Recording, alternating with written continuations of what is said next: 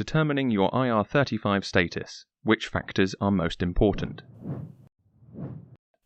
Following the reform of the off-payroll rules, which is now due to take place in April 2021, your end client will have to determine your IR35 status unless they class as a small private company. Until then, you remain responsible for your IR35 status. It's more important than ever that you understand the factors that affect your status so you can make sure you look and operate like a truly independent contractor. Why IR35 determinations are complex.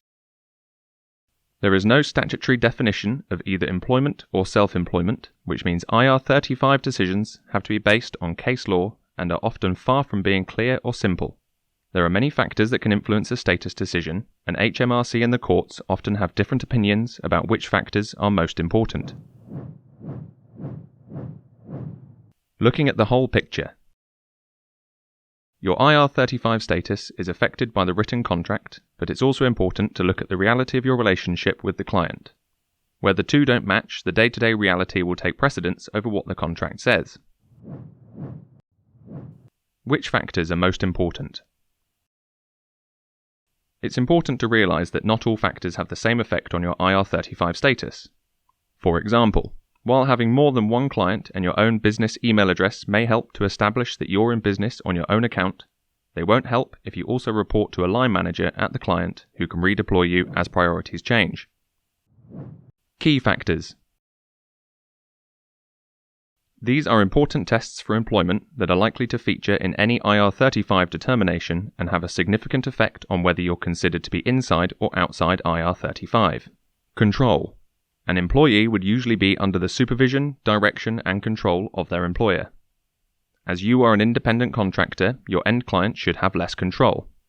This test will look at the extent to which the end client controls what work you do, how you do it, and when and where you complete the work. Personal service or substitution. An employee provides their personal services to their employer, while a business provides services to the client rather than a particular individual's time. This test looks at whether you are required to complete the work yourself, personal service, or whether you have the right to provide a substitute. In order to carry any weight, the right to supply a substitute must be genuine.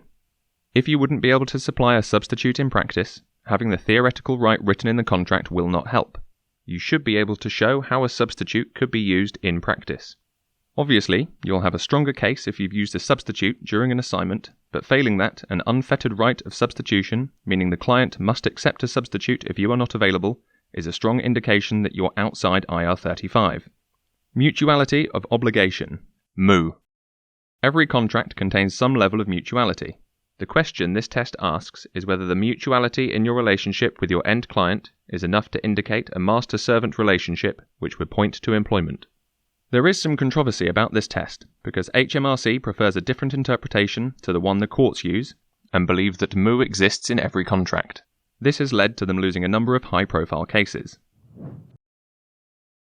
MU exists if there is an expectation that further work will be offered and accepted. You agree to work exclusively for this client. You are paid when not working. You can be moved from task to task or project to project as the client requires. You are required to work a notice period. MU does not exist if you're free to choose the jobs you work on. There is no agreement or expectation of exclusivity. Your client is not obliged to offer further work. You are not obliged to accept further work if offered. Your client is not obliged to provide alternative work during downtime. Supporting factors. These are factors that can strengthen or weaken your case that you're outside IR35, but will not outweigh the key tests. You shouldn't rely on these factors to establish an outside status, but they can be used to support your position. Basis of payment. If you're paid by the job rather than an hourly or daily rate, this can indicate that you're outside IR35. Part and parcel. Behaving as if you're part of your client's organization can indicate that you're inside. For example, do you use staff facilities, attend staff meetings and social events, or receive staff benefits? Exclusive service. Working for several clients can be an indication that you're running an independent business. In business on your own account. Do you operate as if you're running your own business? Indications can include your company has income from non-contracting sources, you have a company website and email address, you supply your own equipment, your company is registered for VAT, your company has invested in your training and development, your company invests in marketing, and you regularly tender for contract work. If you have any questions or if we can help in any way, please call our expert team on 01296 468 483 or email info@orangegenie.com.